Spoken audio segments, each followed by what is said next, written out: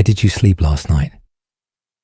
Minho's voice cut through the darkness at 6:47 a.m., terrifyingly calm, and Yuna's blood turned to ice as she saw him standing by the penthouse windows, jealous fury radiating off him like heat, because her husband had been waiting all night, and now, with her torn dress, another man's cologne, and a suspicious bruise blooming on her neck, the murderous look in his eyes could only mean one thing.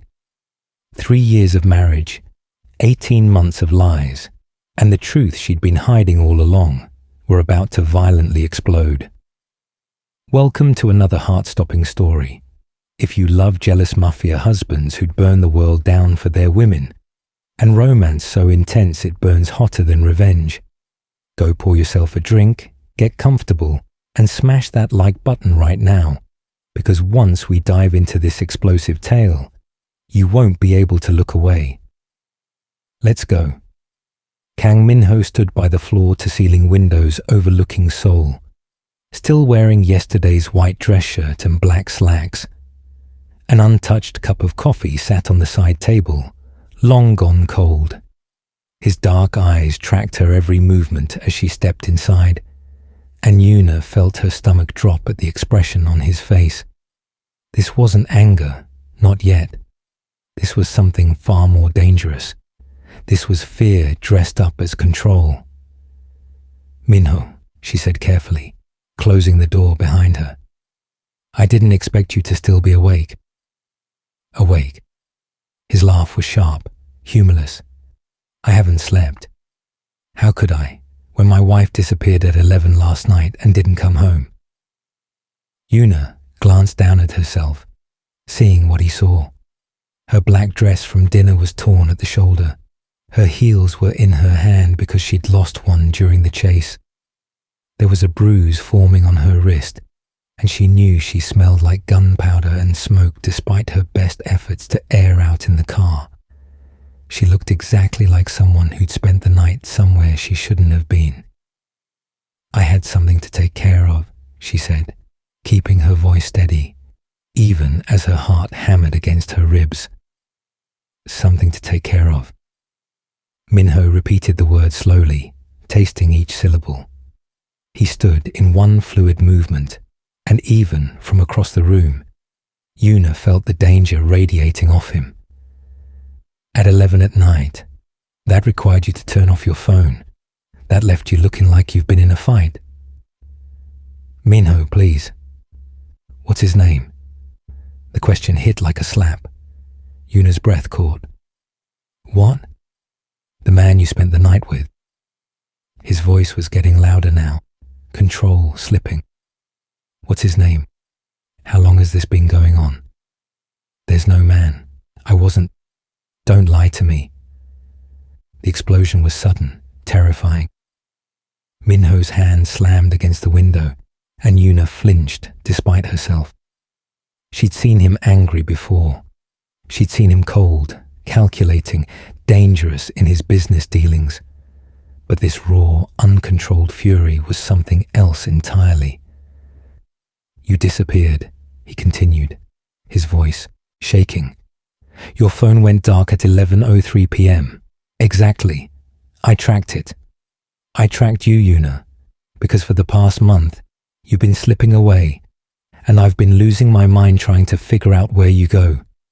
And last night, you didn't come home at all." Yuna's mind raced. He'd been tracking her phone. Of course he had. She should have expected it, should have been more careful. But the mission had gone sideways, and she'd had to make a choice between maintaining her cover and completing the objective. She'd chosen the objective. She always did.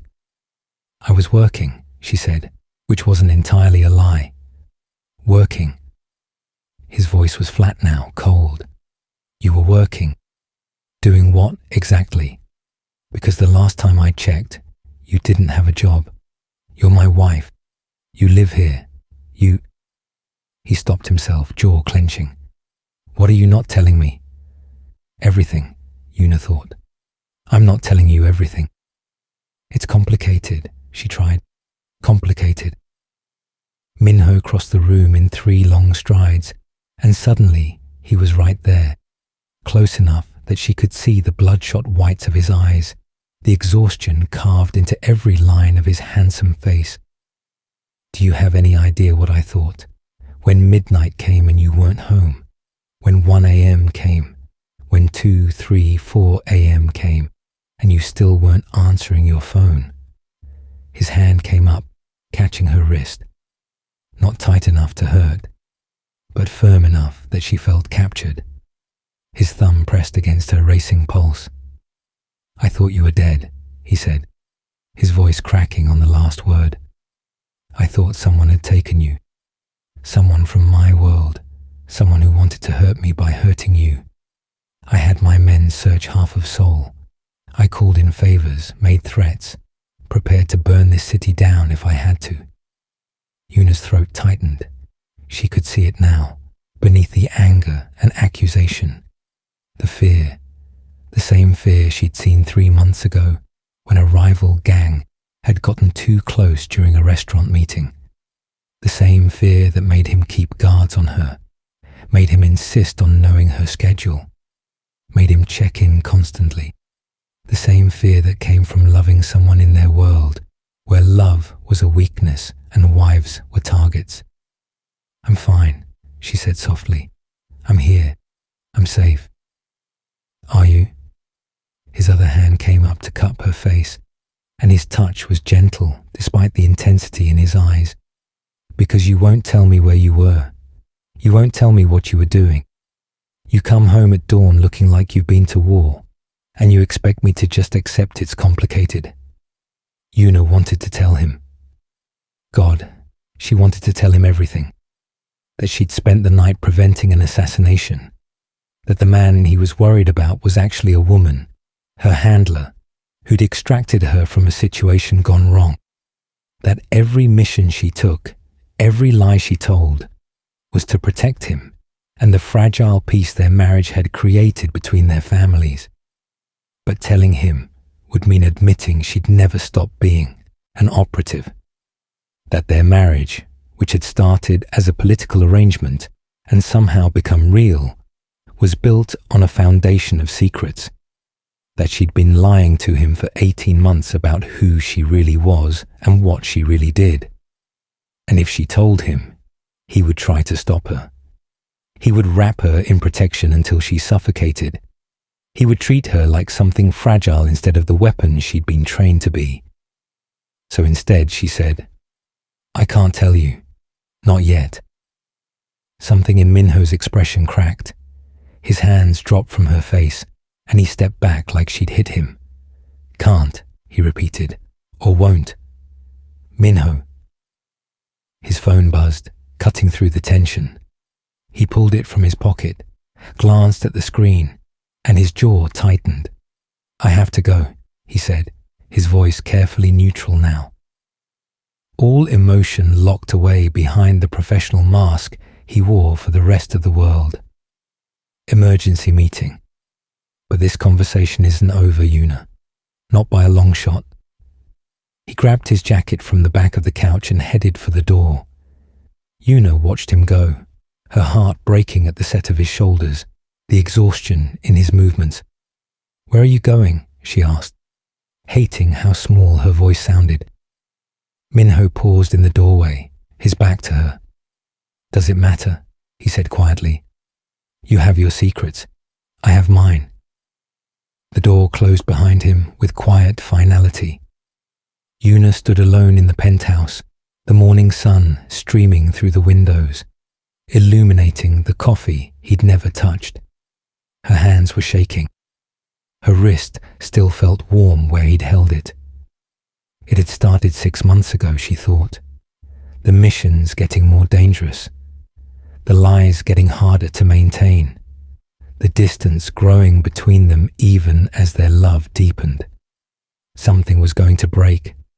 She'd known it for weeks. She just hadn't expected it to be today.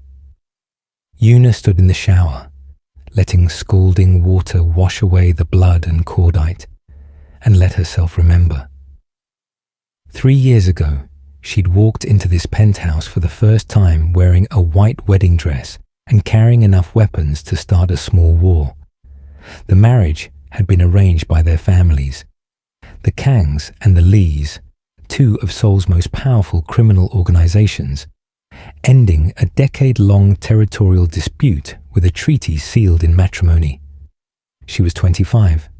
He was 28. They were strangers bound by signatures on documents neither of them had wanted to sign. The wedding night had been awkward, formal. Minho had offered her the master bedroom and taken the guest room without discussion. "We don't know each other," he'd said. "Let's not pretend this is a love match." She'd been grateful. She'd expected worse from a Mafia boss with a reputation for being ruthless. But Kang Minho had been surprisingly decent. Cold, yes. Distant, absolutely. But never cruel, never demanding. They'd lived like polite roommates for 6 months, passing each other in hallways, sharing occasional meals in silence, attending family functions with practiced smiles. Then came the night that changed everything. Yuna stepped out of the shower, wrapped herself in a towel, and stared at her reflection. The bruise on her wrist was darkening. There were other marks too. A cut on her shoulder, scrapes on her knees. Evidence of a night spent doing what she'd been trained to do since she was 16. She'd been raised for this. The Lee family's secret weapon. Their daughter in public, their operative in private. She spoke 6 languages, could kill a man 12 different ways, and had been gathering intelligence since before she was old enough to vote. The marriage was supposed to end that. A peace offering meant she'd retire, play the dutiful wife, leave the darkness behind. But peace was fragile in their world, and Yuna had skills too valuable to waste. So 6 months after the wedding, when her family's handler had approached her with a mission, she'd said yes. Just once, she told herself. Just to prevent the assassination that would restart the gang war. Just to protect the peace. Then there was another mission, and another. Before she knew it, she was living a double life. Devoted wife by day, ghost operative by night. And somewhere in the middle of all those lies, she'd fallen in love with her husband. It had happened slowly. Small moments stacking up like stones building a wall. The night he'd noticed she loved jasmine tea and started keeping it stocked. The morning she'd found him asleep at his desk and covered him with a blanket, and he'd smiled in his sleep. The evening a rival boss had insulted her at a dinner, and Minho had broken the man's nose before dessert was served. "No one disrespects my wife," he'd said, wiping blood from his knuckles. "I don't care who they are." That was when Yuna had realized this cold, dangerous man had become hers, and she'd become his. They'd started talking more, sharing meals that weren't silent. He told her about his childhood, raised by a father who saw him as a tool rather than a son. She told him about hers, trained to be perfect in every way that mattered to men who valued usefulness over humanity. They'd found common ground in their loneliness, in being raised as weapons instead of people. 1 year into their marriage, Minho had kissed her, tentative, uncertain, like he was expecting rejection. Yuna had kissed him back, and something had clicked into place, something that felt like coming home. They'd been inseparable after that. Real partners, not just paper ones. He'd shown her the man beneath the Mafia boss. Funny, surprisingly gentle, fiercely protective. She'd shown him the woman beneath the perfect wife facade. Strong, independent, unafraid of his world. But she'd never shown him the operative. That part she kept locked away, because loving Minho meant understanding his trauma. His first wife, the one before the gang war, before Yuna. She'd died in crossfire meant for him. He'd held her while she bled out on a Seoul street, and something in him had broken. "I can't protect what I love," he told Yuna once, drunk and vulnerable. "Everything I touch turns to death." That was why he was so protective, why he kept guards on her, why he needed to know where she was always. It wasn't control, it was terror. And that was why Yuna couldn't tell him about the missions, because if he knew she was deliberately walking into danger, it would destroy him. He tried to stop her, lock her away, smother her with protection until she couldn't breathe. She'd seen it happen to other wives in their world, caged birds in gilded prisons. Yuna loved Minho, but she couldn't be that, wouldn't be that. So she'd lied. For 18 months, through 47 successful missions, she'd maintained the fiction that she was just his wife, safe, protected, helpless. But lies had a way of catching up. The past month had been close calls, stacking up like dominoes waiting to fall. A mission in Busan, where one of Minho's men had almost spotted her. A weapons pickup that his second-in-command had nearly interrupted. Last night's extraction that had gone so wrong she'd had to choose between maintaining her cover and saving an ally's life. She'd saved the life. The cover was collateral damage. Yuna dressed in clean clothes, her mind spinning. Minho knew something was wrong now. He'd been suspicious before, but this morning had pushed him over the edge. His hurt, his anger, his fear, all of it was justified, and she had no idea how to fix it without destroying everything. Her phone buzzed. A text from her handler. "We need to debrief. Usual place, 2 hours." Yuna stared at the message. She should go. The mission had complications that needed addressing. Intelligence gathered that needed processing. But going meant lying to Minho again. Meant disappearing when he just begged her to tell him the truth. She typed back, "Can't. Compromised at home." The response was immediate. "Not optional. This is bigger than your marriage problems." Yuna's jaw clenched. Nothing was bigger than her marriage. Nothing was bigger than Minho. But the handler was right about one thing. The mission she'd completed last night wasn't over. The man she'd prevented from being assassinated was a key ally. His survival maintained the fragile peace between multiple factions. If she didn't debrief properly, if intelligence was lost because she was dealing with marital drama, people would die, possibly including Minho. She grabbed her bag and headed for the door, hating herself with every step. Yuna made it as far as the foyer before she heard the door to Minho's study open behind her. Going somewhere? She turned slowly. Minho stood in the doorway, and in his hands was her go bag, the one she kept hidden in the back of her closet, the one that should have been locked away where he'd never find it. Her heart stopped. "I was looking for cufflinks," Minho said, his voice terrifyingly calm. "Needed a pair for the meeting. Thought maybe I'd left some in your closet from when we shared the room last week."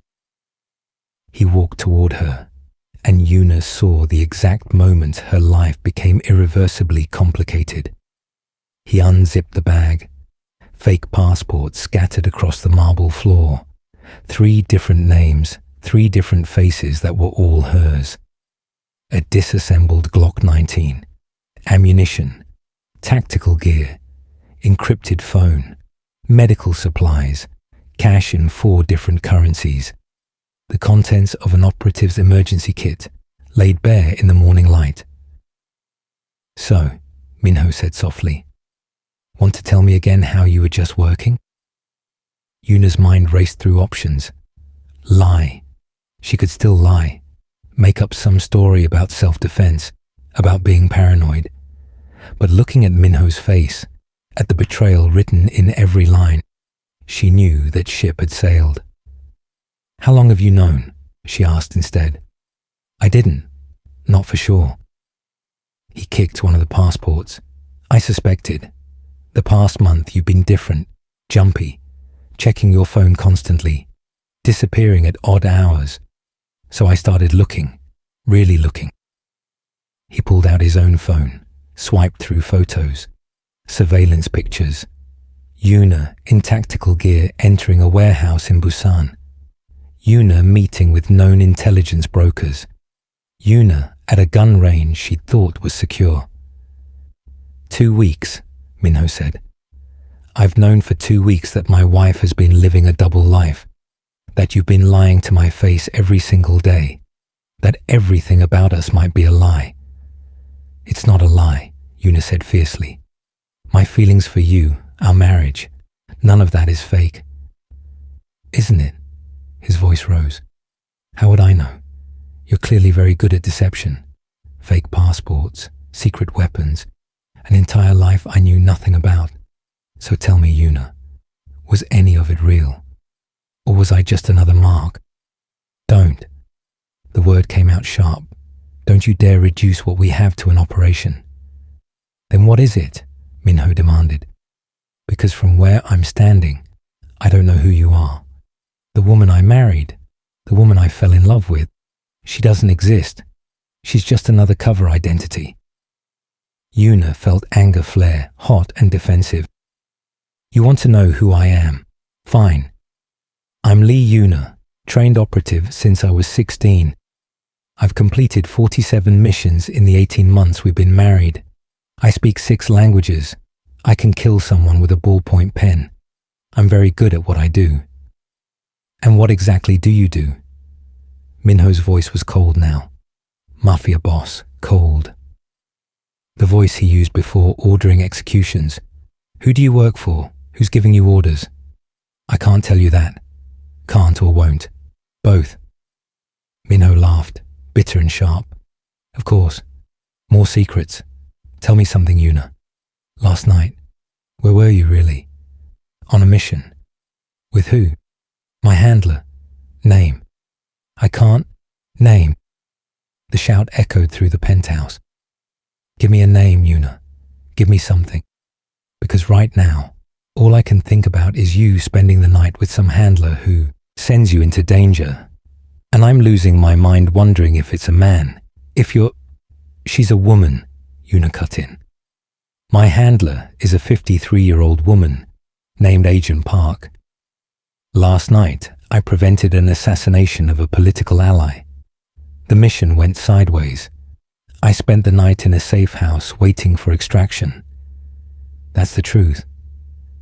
Some of the tension left Minho's shoulders, but the anger remained. An assassination. You prevented an assassination. You went into that kind of danger, and you didn't tell me.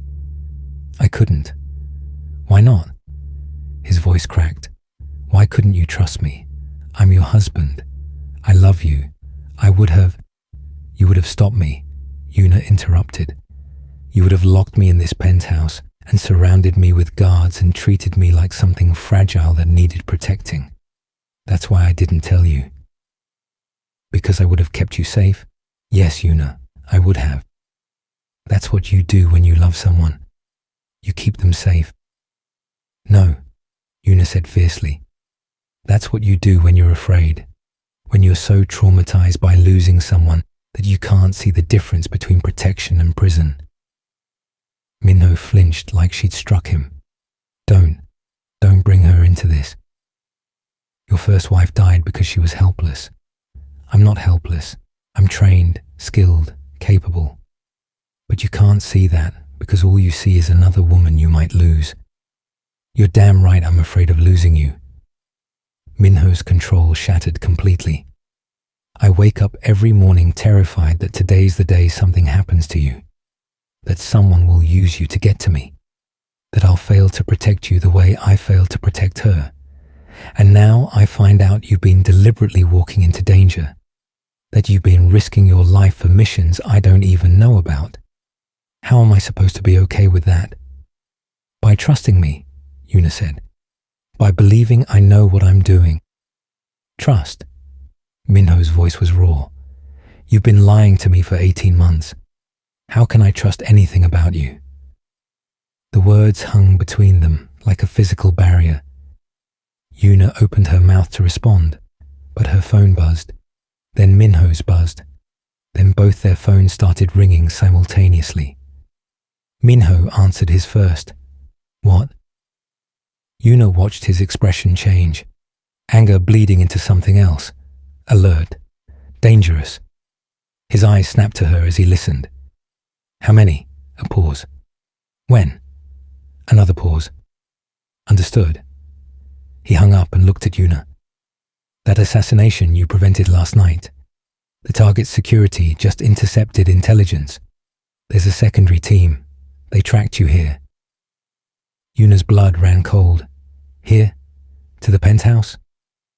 They're coming now. ETA, 6 minutes.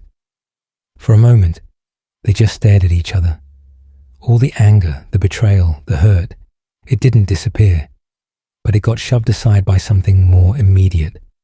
Survival. How many? Yuna asked, already moving toward her scattered gear. At least 8, maybe more. Your security team? 3 minutes out. We're on our own until then. Yuna reassembled her Glock with practiced efficiency, loaded it, chambered a round. When she looked up, Minho was watching her with an expression she couldn't read. You're really good at that, he said quietly. I told you. I know what I'm doing. Show me. The first gunshot shattered the penthouse window 3 minutes later. Yuna was already moving, tackling Minho behind the marble kitchen island as bullets chewed through the space where he'd been standing. Glass exploded. Wood splintered. The attackers weren't subtle. Stay down, she commanded, raising her Glock. Like hell, Minho growled, pulling his own weapon from his ankle holster. 4 men breached through the shattered window. Tactical gear, suppressed weapons, professional. Yuna dropped the first one with 2 shots center mass before he cleared the window frame. The second made it 3 steps before she put one through his throat. Efficient, clean, no wasted movement. Beside her, Minho was staring. Eyes up, Yuna snapped. The third attacker rounded the island. Minho fired, clipping the man's shoulder. Yuna finished it with a headshot, already tracking the fourth. He was faster, smarter, using the overturned couch for cover. Yuna hand-signaled Minho. Flank left, suppressing fire. He understood immediately, nodding. For a man who'd never seen her in combat, he adapted quickly. He laid down cover fire while Yuna moved, silent and lethal. She came up behind the fourth attacker and broke his neck before he could turn. Living room clear, she said, breathing steady. But that's just the advanced team. How many more? Minho asked. The answer came in the form of the front door exploding inward. Move. Yuna grabbed Minho's arm, dragging him toward the hallway. More attackers poured through, at least 4. Yuna fired backward, dropping one, forcing the others to take cover. They made it to the master bedroom. Yuna slammed the door, locked it, then shoved the dresser in front of it. Panic room, Minho said, behind the closet. They ran. Minho input the code with shaking hands. The hidden door opened, revealing a reinforced safe room. They stumbled inside just as bullets started punching through the bedroom door. Minho sealed the panic room door, 6-inch steel, soundproofed, stocked with supplies and weapons, built for exactly this scenario. The gunfire outside was muffled now, distant. Silence crashed over them. They were both breathing hard. Minho's white shirt had blood spray across the sleeve, not his. Yuna's hands were steady as she checked her remaining ammunition. Muscle memory, years of training. You're bleeding, Minho said. Yuna glanced down. A graze along her ribs, probably from flying glass. She hadn't even felt it. It's nothing. Let me see. Minho, let me see. His voice was firm but not angry. Something else. Shaken, Yuna lifted her shirt. The cut was shallow, bleeding but not dangerous. Minho grabbed the first aid kit from the safe room supplies, his hands surprisingly gentle as he cleaned the wound. "You saved my life," he said quietly. "That first shot. If you hadn't moved when you did, I'd be dead. You're welcome." "How many times?" He pressed gauze against her ribs. "How many times have you done this? Fought like that? Does it matter?" "Yes." He taped the gauze down, then looked up at her. Really looked at her.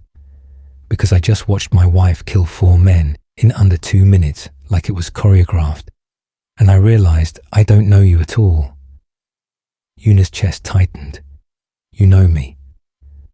"Do I?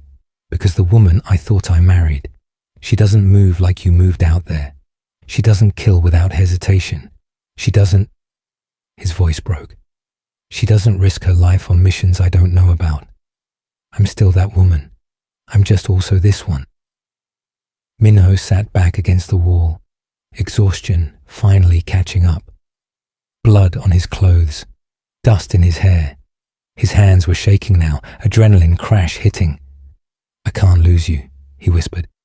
"I can't lose you like I lost her." And there it was, the heart of everything. Yuna sat beside him close, but not touching. "Tell me about her. Yuna, tell me, please." Minho was quiet for a long moment. Then, Seoyeon. Her name was Seoyeon. We weren't married long. 8 months. She was kind, gentle.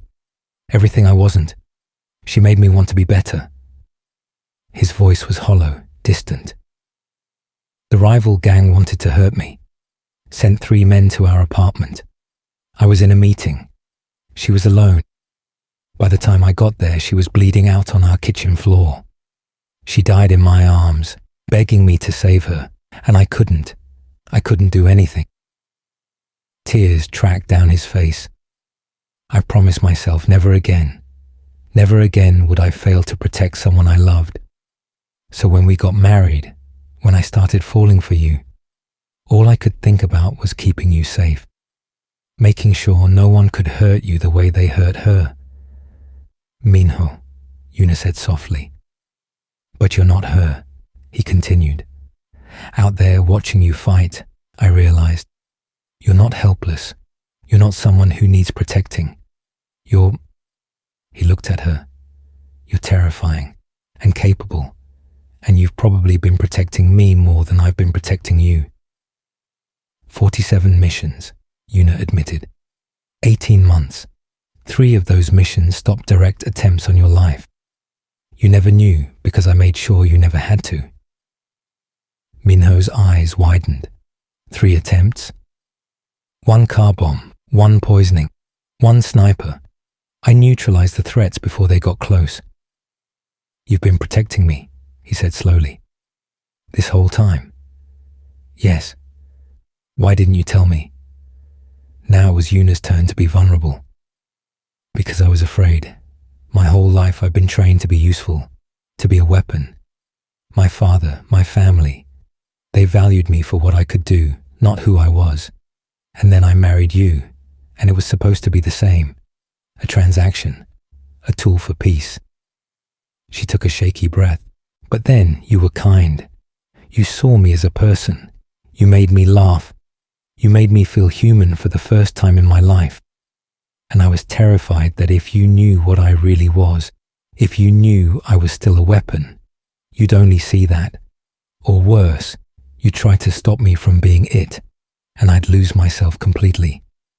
"I don't want you to lose yourself," Minho said. "I just want you to be safe." "I need to be both," Yuna said. "Safe and myself. And I don't know how to do that." Minho reached out, lacing his fingers through hers. "Neither do I." They sat in silence, hands clasped, both understanding they'd reached an impossible impasse. They loved each other. That wasn't in question. But love alone couldn't bridge the gap between his need to protect and her need to be free. Outside, the gunfire stopped. Minho's phone buzzed. Security teams here, he said, reading the message. Threat neutralized. 8 hostiles down. 3 escaped. Your men are good. Not as good as you. He stood, helped her up. We should go out there. Deal with the aftermath. Minho. Yuna stopped him at the door. What happens now? With us? He looked at her for a long moment. I don't know. But let's survive today first. Then we'll figure out tomorrow. It wasn't a solution, but it was something. The penthouse looked like a war zone. Shattered glass everywhere. Bullet holes stitching the walls. Blood on the marble floors. Minho's security team had arrived in time to eliminate 5 more attackers. 3 had escaped, which meant they'd be back. Yuna stood in the living room, accepting a clean shirt from one of the guards, while Minho spoke in rapid Korean to his second-in-command, a sharp-eyed man named Jae-sung. Bodies? Minho asked. Being handled. We've identified 2 of them. Russian mercenaries. Expensive ones. Who hired them? Working on it. Jae-sung glanced at Yuna, then back to Minho. But sir, there's something else. We pulled this from one of their phones. He handed Minho a tablet. Yuna watched her husband's expression change as he scrolled through whatever was on the screen. Confusion, realization, then something that looked like shock. Yuna, Minho said quietly. Come here. She approached cautiously.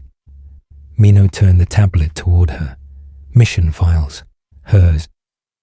47 operations detailed with clinical precision. Dates, targets, outcomes. Every secret she'd been keeping, laid out in black and white. They had intelligence on you, Jae-sung explained. Detailed intelligence. They knew exactly who you are and what you've been doing. Yuna's blood ran cold. That's classified. How did they? We're investigating. Jae-sung pulled up another file. But sir, you need to see this. Mission log from last night. Minho read it, his expression unreadable. Then he looked at Yuna. You prevented the assassination of Minister Kim? Yes. Minister Kim, who's been our family's ally for 15 years, who controls half the Port Authority, whose death would have triggered a territorial war that would have destroyed us. Yes. Minho scrolled further. June 15th, you intercepted a weapons shipment meant for the Choi gang. August 3rd, you eliminated a contract killer hired to target me. September 22nd, you prevented a car bombing at my father's restaurant. He kept reading, his voice getting quieter. You've been doing this, all of this, for us, for my family. For peace, Yuna corrected. The marriage was supposed to end the gang wars. But peace is fragile. Someone's always trying to tip the balance. I've been making sure it stays balanced. Jae-sung cleared his throat. Sir, there's more. We cross-reference her missions with our own intelligence gaps. Events we couldn't explain. Threats that mysteriously disappeared. She's been... He paused, choosing his words carefully. She's been our guardian angel. We just didn't know it. Minho handed the tablet back, his hands shaking slightly. How many times did you save my life? 3 that were direct attempts, but at least a dozen more indirectly, preventing conflicts that would have put you in danger, eliminating rivals before they became threats. And I accused you of cheating. Minho's voice was hollow. I thought you were with another man, when you were actually out there bleeding for me. Before Yuna could respond, the elevator chimed. Everyone's weapons came up instantly, but it was just a woman, early 50s, dressed in a practical suit. She had the kind of face that blended into crowds, forgettable by design. Stand down, Yuna said. That's Agent Park, my handler. The woman surveyed the destroyed penthouse with a practiced eye. Well, This is unfortunate. You have incredible timing, Yuna said dryly. I have news that couldn't wait. Agent Park's gaze shifted to Minho. You must be the husband. I've heard a lot about you. I wish I could say the same, Minho replied coldly. Agent Park smiled slightly. Yes, I imagine Yuna's kept her cards close. Smart woman. But circumstances have changed. The attack this morning wasn't random. Someone leaked Yuna's identity to the Russian mercenaries. Someone inside our organization. A mole, Yuna said. Yes, which means every operation you've run is compromised. Every ally you've protected is now a target. And more immediately, we have a situation that requires your specific skill set. Absolutely not, Minho cut in. She's not going on another mission. Not after last night. Not after this morning. Agent Park raised an eyebrow. With respect, Mr. Kang, this isn't your decision. She's my wife. She's also our most effective operative. And the mission is time-sensitive. What mission? Yuna asked, though part of her already knew she shouldn't. Agent Park pulled out a folder. The mole. We've identified him. Low-level analyst with access to classified files. He's meeting his Russian contact tonight to hand over more intelligence, including the locations of every safe house, every protected witness, every ongoing operation we have. So send someone else, Minho said. There is no one else. The mole knows our other operatives, but he's never seen Yuna in the field. She's been a ghost for 18 months. She's the only one who can get close enough to intercept the exchange. Yuna looked at the folder, then at Minho. His expression was a mix of anger, fear, and resignation. He knew what she was going to say before she said it. I'll do it, Yuna said quietly. No. Minho's voice was sharp. No. We just survived an attack. You're injured. You're compromised. The answer is no. Minho. I said no. He turned to Agent Park. Find someone else. There has to be someone else. There isn't, Agent Park said simply. And you know what happens if that intelligence gets out? Your family, Mr. Kang. Your allies. Everyone you've spent years building relationships with. They all become targets. Minho's jaw clenched. When? Tonight, 10 p.m. The exchange happens at a warehouse in Inchon. That's 14 hours from now. Yes. And if she doesn't come back? Minho's voice cracked. If something goes wrong, what then? Agent Park's expression softened slightly. Then we lose our best operative, and probably the fragile peace she's been maintaining. But that's the job, Mr. Kang. That's always been the job. Minho looked at Yuna. Really looked at her. She saw everything in his eyes. The love, the fear, the understanding that this was who she was, and asking her to stop was asking her to stop being herself. If I forbid it, he said quietly, if I ask you to stay, would you? Yuna's throat tightened. I don't know. It was the most honest answer she could give.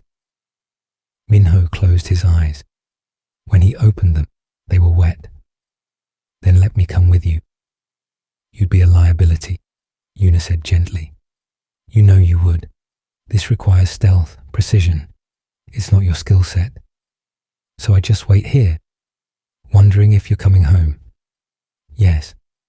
I can't do that, Yuna. I can't sit here and wait for you to die. Then trust me not to. She took his hands. Trust that I know what I'm doing. Trust that I'm good enough to come back. Minho pulled her close, pressing his forehead to hers. Promise me. Promise me you'll come home. I promise. It was a promise she had no right to make. They both knew it, but she made it anyway. The warehouse in Inchon was cold, dark, and reeked of rust and seawater. Yuna moved through the shadows like smoke, her tactical gear matte black, face obscured. The mole was already there, nervous, checking his watch every 30 seconds. She'd studied his file during the car ride. Park Ji-hoon, 28, low-level analyst who'd gotten greedy. Gambling debts. The Russians had offered him a way out. All he had to do was betray everything. The Russian contact arrived at 10:03 p.m. Big, professional. He swept the warehouse with practiced caution before approaching Ji-hoon. "You have it?" the Russian asked in accented Korean. Ji-hoon held up a USB drive. "Everything you asked for. Safe house locations, operative identities, ongoing missions. This is worth more than we agreed. We'll see." Yuna waited for the exchange. Patience, timing. Everything depended on... Her earpiece crackled. Static. Then Agent Park's voice. "Abort. Secondary team inbound. You have company." Damn it. Yuna's eyes adjusted, catching movement. 3 more hostiles entering from the north entrance. This wasn't an exchange. It was a trap. For her. The Russians knew she was coming. Back at the penthouse, Minho paced. He'd been pacing for 4 hours straight. Jae-sung sat on the couch, monitoring communications, but there was nothing. Radio silence since Yuna had arrived at the target location. "Sir, you should rest," Jae-sung said. "I can't." "She's good at this. The files proved that. She's also human. Humans bleed. Humans die." Minho's voice was raw. "I watched her kill 4 men this morning without hesitation, and all I could think was how many times has she had to do that? How many times has she come home to me with blood under her fingernails and smiled like nothing happened? She was protecting you." "I know." Minho stopped pacing. "That's what makes it worse. She's been carrying this alone, lying alone, bleeding alone. And I was so wrapped up in my own fear that I couldn't see it." His phone buzzed. Unknown number. "Hello? Mr. Kang." A voice he didn't recognize. Male, Russian accent. "Your wife is very skilled. I'm watching her right now. She doesn't know we're here yet. Doesn't know this is an ambush." Minho's blood turned to ice. "Who is this?" "Someone who wants something you have. Access codes to the Port Authority. Give them to me, and I'll let her walk out of here. Refuse, and she dies in this warehouse." "You're lying. She'd never walk into an obvious trap." "Wouldn't she? For the greater good? For peace? For you?" The man laughed. "She's so predictable, so noble. It's going to get her killed." Minho's hand tightened on the phone. "What do you want?" "I told you, the codes. You have 10 minutes to send them, or I give the order. Your choice, Mr. Kang. Your empire or your wife." The line went dead. In the warehouse, Yuna moved. She'd spotted the ambush team. 6 hostiles total, including the Russian contact. They had her surrounded, which meant they knew she was here. The question was whether they knew her exact position. Her earpiece crackled again. "Yuna, you need to extract now. This is blown." "Copy," she whispered. But extraction meant crossing 40 feet of open space, and she'd seen at least 2 snipers in the rafters. The odds were bad. She'd faced worse odds before. Yuna checked her weapons. 1 magazine left, 3 smoke grenades, a knife. Not ideal, but workable. She pulled a smoke grenade, counted to 3, and threw it. The warehouse exploded into chaos. Yuna moved through the smoke, fast and silent. The first hostile never saw her coming. Knife to the kidney, down. The second turned at the sound, and she shot him twice.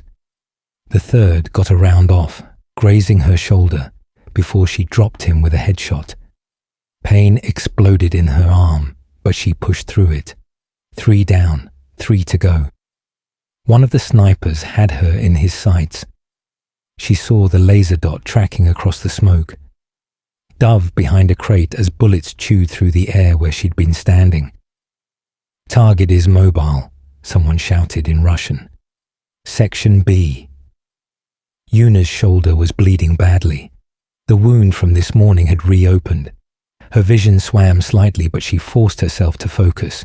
The fourth hostile came around the crate. She broke his knee, then his neck, 4 down.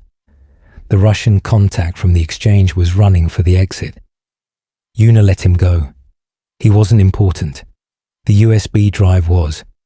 She spotted it on the ground where Ji-hoon had dropped it, sprinting for it through the dissipating smoke. A sniper round hit the concrete next to her hand. Too close. She grabbed the drive, rolled behind cover. 2 left, both snipers, both with high ground and clear sight lines. This was going to hurt. Minho stared at his phone. 10 minutes. The Russian had given him 10 minutes, and 8 had already passed. The access codes would give them control of half the port shipments. Millions in revenue, strategic control. Everything his family had built. But it was Yuna. There was no choice. There had never been a choice. He started typing the codes. Jae-sung looked up. "Sir, what are you doing?" "Saving my wife." "Those codes are worth..." "Nothing," Minho interrupted. "They're worth nothing compared to her." He hit send. His phone rang immediately. The Russian. "Smart choice, Mr. Kang. Tell your wife she's free to go. This time." The line went dead.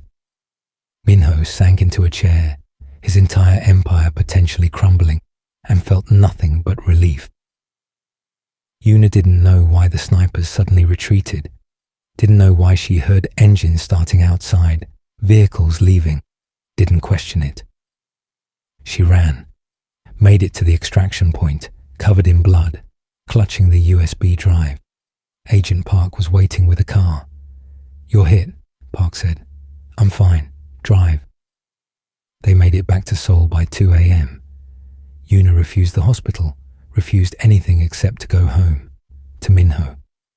She walked through the penthouse door at 2:47 a.m., the exact time she'd arrived that morning. Full circle. Minho was sitting by the window. Same spot, different expression. When he saw her, bloodied and exhausted but alive, something in his face broke. He was across the room in seconds, catching her as her legs gave out. "You came home," he whispered.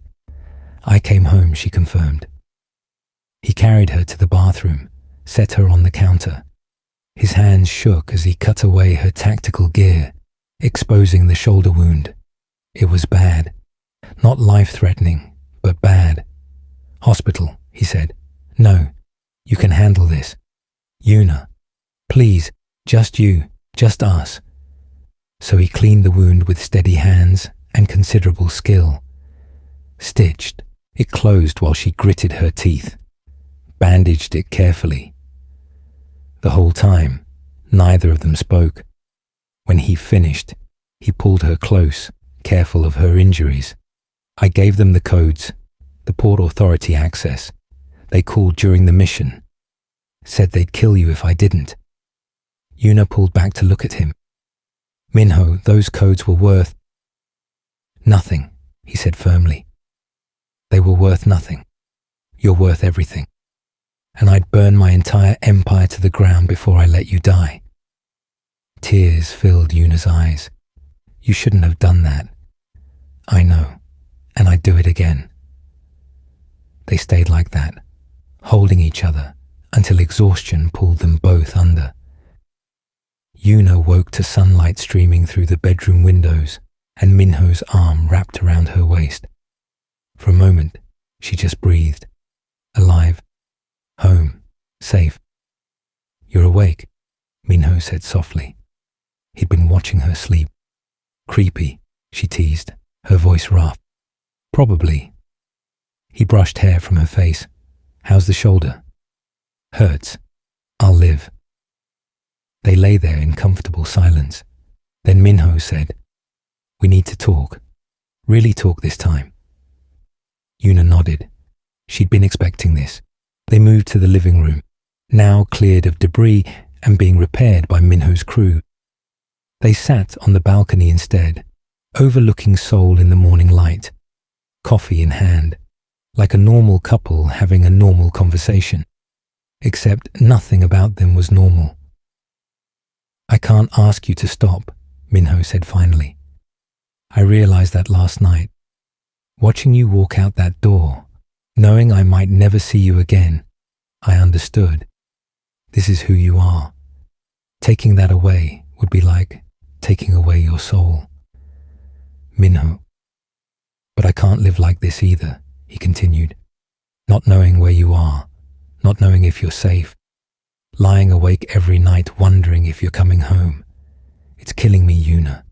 So we need rules, boundaries, something." Yuna set down her coffee. "What do you want?" "Honesty, not details that could compromise missions, but basic transparency. If you're leaving for an operation, tell me. Give me a time frame. Let me know you're okay when you can." "I can do that. And I want to know your handler, Agent Park. I want contact information, emergency protocols. If something goes wrong, I need to know who to call." "Agreed. And therapy," Minho added. "For both of us.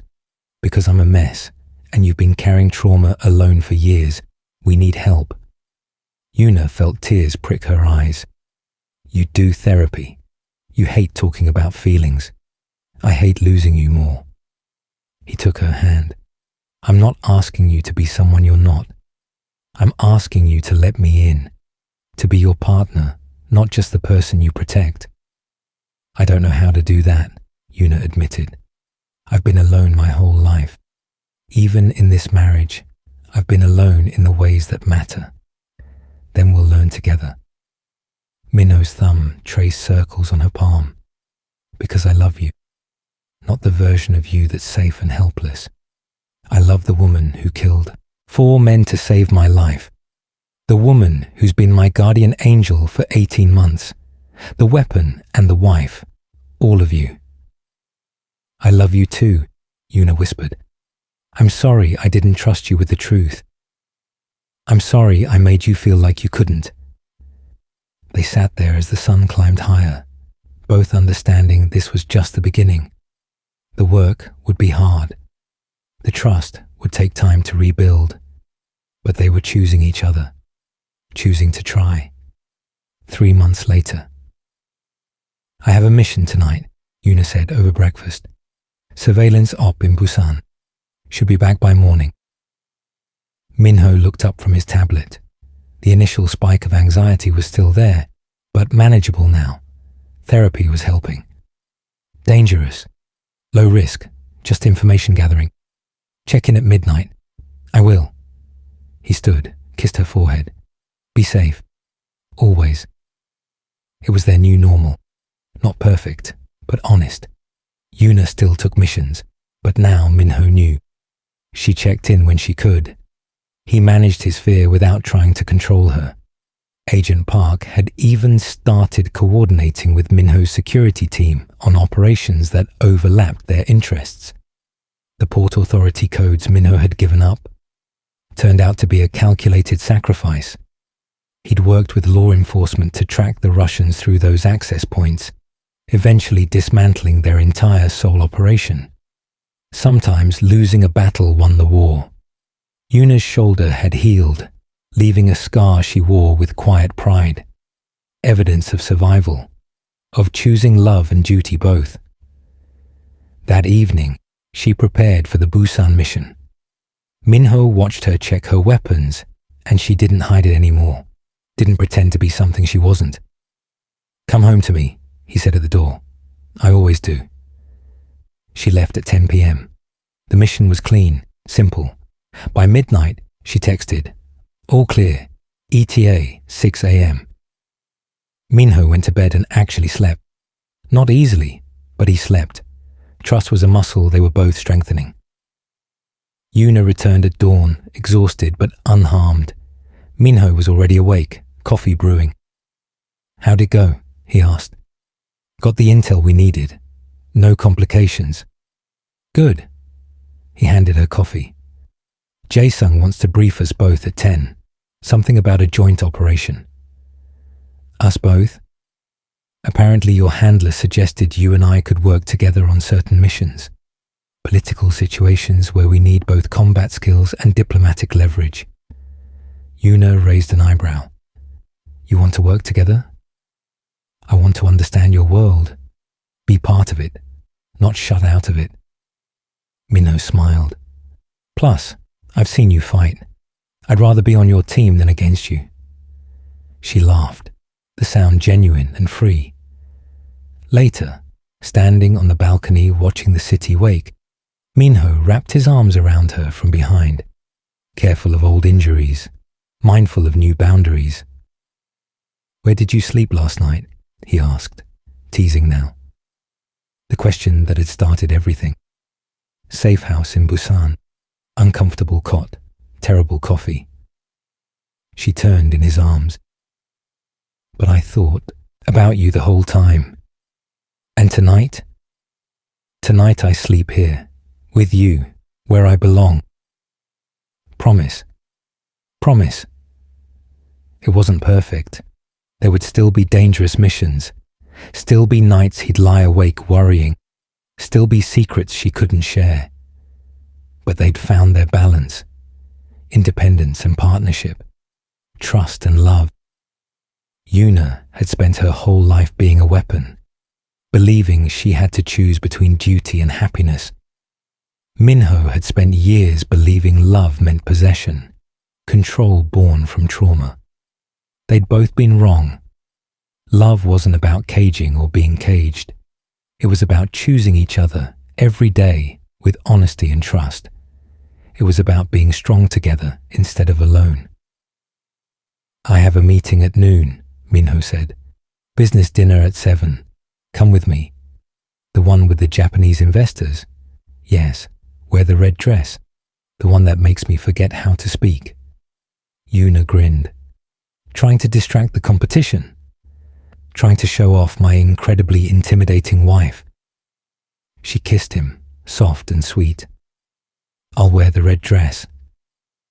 As they stood there, the city spreading out beneath them, Yuna thought about the woman she'd been 3 months ago, lying, hiding, slowly drowning in secrets, and the woman she was now, still an operative, still deadly, but also loved, known, free.